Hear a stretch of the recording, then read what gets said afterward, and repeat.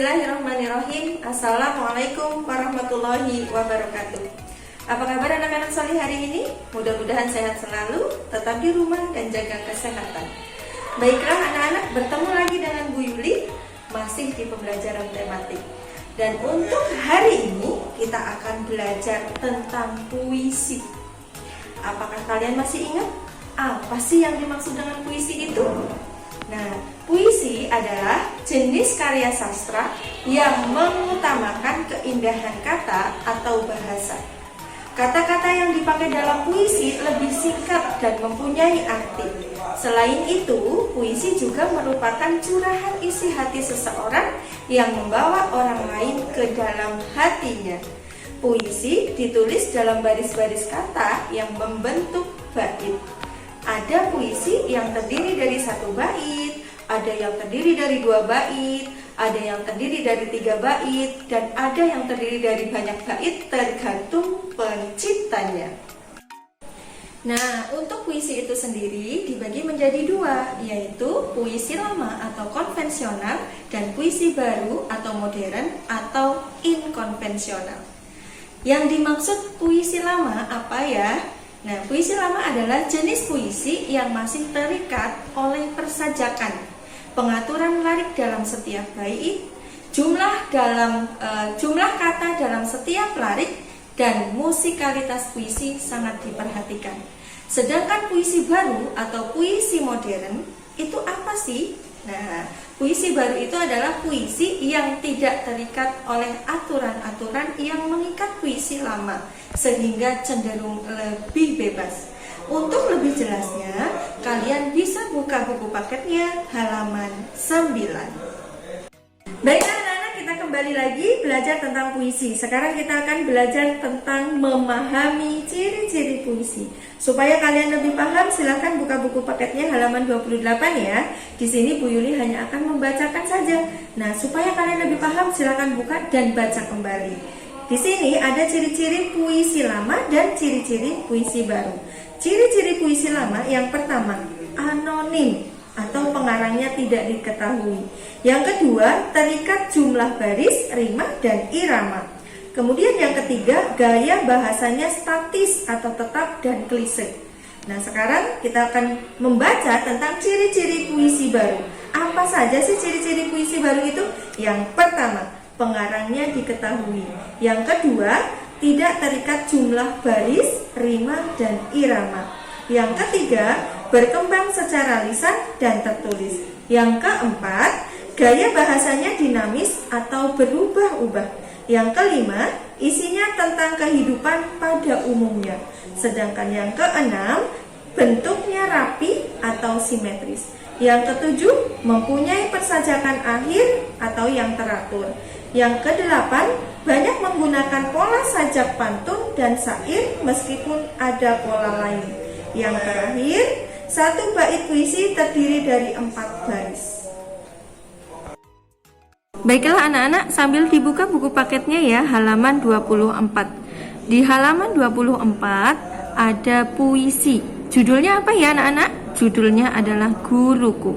Nah, puisi tersebut diciptakan atau karya dari Amelia Prishanti. Masih ingat kan anak-anak? Puisi ditulis dalam baris-baris kata yang membentuk bait. Coba lihat. Ini kita hitung ya. Puisi yang berjudul Guruku ada berapa baris ya? Kita hitung. 1, 2, 3, 4, 5. Nah, 5 baris ini disebut 1 bait. Ya, dari 5 baris ini ada 1 bait. Ini adalah bait pertama. Kemudian yang kedua 1, 2, 3, 4, 5. Nah, ternyata ini juga ada 5 baris. 5 baris ini disebut bait kedua. Dan ini disebut bait ketiga. Di bait ketiga ada berapa baris anak-anak? Kita hitung ya, 1, 2, 3, dan 4. Jadi puisi Guruku ya, puisi yang berjudul Guruku karya Amelia Prishanti ada 3 bait. Ini loh anak-anak yang disebut bait, Ini bait pertama, ini bait kedua, dan ini bait ketiga. Nah, bait pertama ya Bu Yuli ulang, bait pertama terdiri dari 1, 2, 3, 4, 5. Terdiri dari 5 baris. Bait kedua, coba hitung lagi, 1, 2, 3, 4, dan 5. Sama, terdiri dari 5 baris juga. Dan bait ketiga ada 4 baris. Ya. Baiklah anak-anak, kita lanjut lagi ya tentang puisi, tapi sekarang kita akan belajar tentang rima. Ya, sambil dilihat halaman 46 supaya kalian tambah jelas. Di halaman 46 dijelaskan tentang rima. Apa sih itu rima? Rima adalah pengulangan bunyi yang berselang, baik dalam larik sajak maupun pada akhir larik sajak. Rima merupakan salah satu unsur penting dalam puisi. Melalui rima inilah keindahan suatu puisi tercipta.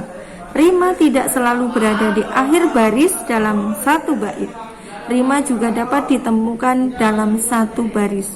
Jadi, selain rima, unsur puisi itu adalah baris dan bait. Ya anak-anak ya. Baik, Bu Yuli jelaskan di sini. Di sini ada 2 contoh bait dalam sebuah puisi. Bait pertama memiliki rima a ya. Ada 4 jenis rima di sini. Ada rima a, ada rima a, b, ada rima ab, dan ada rima a, b, a. Bu, bagaimana sih caranya menentukan rima? Perhatikan ya anak-anak. Baik. Di sini di bait pertama ada puisi yang berbunyi wahai pencipta alam. Ya, kita perhatikan di akhir katanya. Di akhir barisnya ini ada huruf M. Wahai pencipta alam. Yang kedua, kekagumanku sulit untuk ku pendam.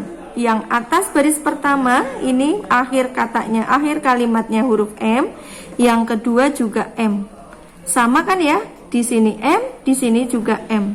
Kemudian dari baris ketiga, dari siang hingga malam. Di sini juga di akhir kalimatnya huruf M. Kita lihat di baris keempat, pesonanya tak pernah padam. Di sini juga hurufnya M di akhirnya. Coba kita lihat, ini M, ini M, ini M, dan M. Maka untuk rimanya adalah A. Sekarang lihat bait kedua. Di bait kedua bunyinya baris pertama adalah desiran angin yang kesana kesini.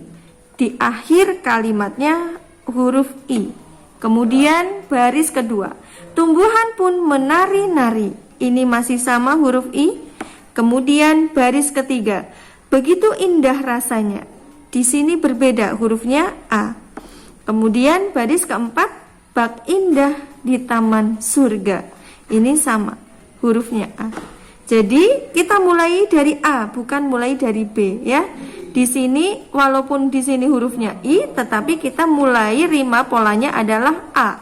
Ini A, ini A, yang ini karena beda kita kasih huruf B dan ini B.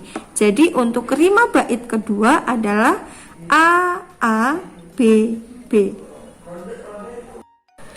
Baiklah anak-anak, kita cari contoh lagi ya untuk menentukan rima supaya kalian lebih memahami. Di sini ada puisi yang berjudul Bangga Akan Bangsaku, karya dari Astrid Widyastuti.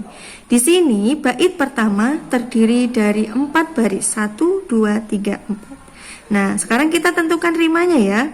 Coba perhatikan.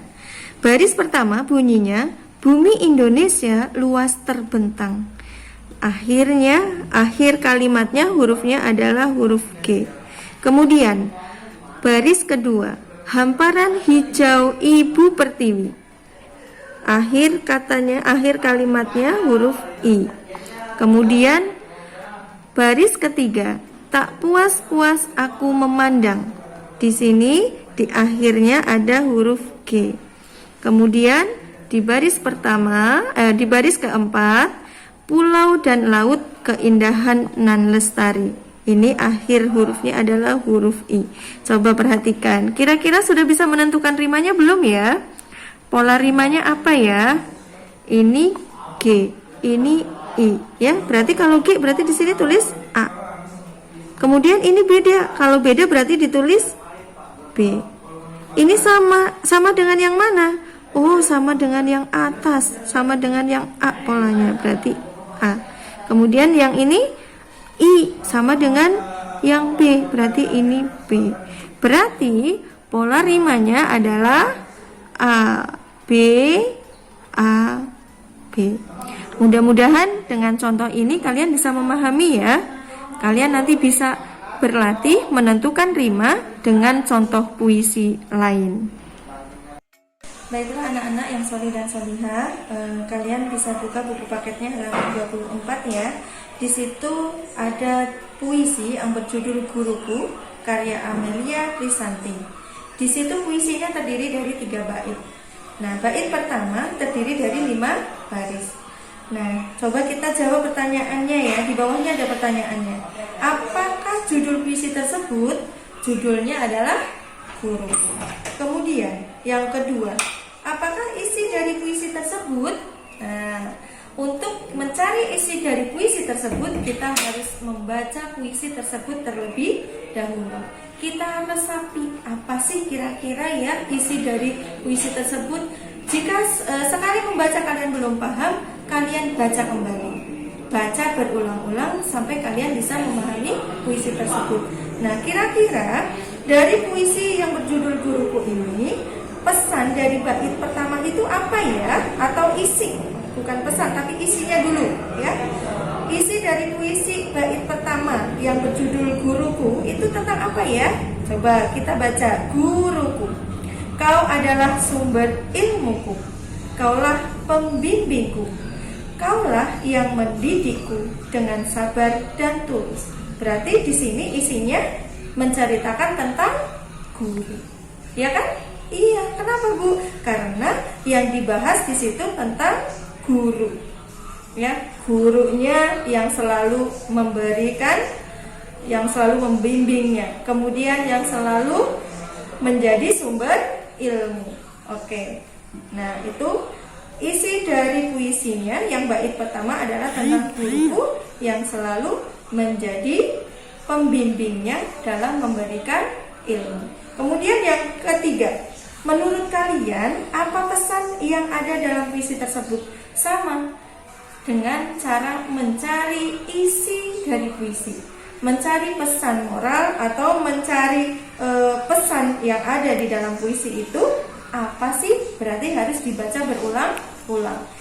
Jika pertama membaca belum paham, baca lagi dan baca lagi sampai kalian itu tahu apa sih pesan yang ada di dalam puisi tersebut. Nah, untuk mencari pesan dari puisi tersebut berarti kalian harus membacanya keseluruhan dari bait pertama, bait kedua, dan bait ketiga. Sehingga setelah kalian membaca semua puisinya, kalian akan bisa mencari pesan yang terkandung dalam puisi tersebut. Anak-anak yang solih dan solihah, untuk pembelajaran kali ini masih berlanjut tentang puisi, ya. Kita belajar bagaimana cara mendeklamasikan puisi. Apa sih itu deklamasi? Oke, silakan kalian buka buku paketnya halaman 125 supaya apa yang Bu Yuli sampaikan kalian juga bisa membacanya di situ. Ya, Bu Yuli di sini juga akan membantu membacakannya. Apa sih deklamasi? Ya, deklamasi adalah membaca puisi dengan lagu dan gaya atau gerak tubuh sebagai alat bantu. Deklamasi merupakan salah satu bentuk penyajian dalam membacakan puisi yang disertai lagu dan gaya tubuh atau gerakan tubuh. Nah, gerak yang dimaksud di sini adalah gerak alat bantu untuk puisi yang bersifat puitis, seirama dengan isi bacaan puisi, disertai gerak-gerik dan mimik dari deklamator. Apa itu deklamator? Deklamator itu adalah orang yang mendeklamasikan puisi. Tujuan dari deklamasi adalah mengutarakan pemikiran atau kebijakan yang terdapat dalam suatu puisi disertai gaya dan gerak tubuh untuk memperkuat penyampaian. Nah, kalau kalian sudah tahu deklamasi puisi itu seperti apa, nanti kalian bisa mempraktekkannya. Nah, di situ nanti disajikan sebuah puisi, kemudian kalian mendeklamasikannya. Contohnya seperti ini. Misalkan kita baca tentang puisi tadi yang berjudul Guruku, ya. Bu Yuli di sini hanya mencontohkan. Nah, kalian nanti ketika mendeklamasikan puisi boleh lebih perfect atau lebih bagus dari apa yang Bu Yuli sampaikan, ya. Bu Yuli di sini hanya memberikan contoh. Contohnya seperti ini. Guruku, karya Amelia Prisanti.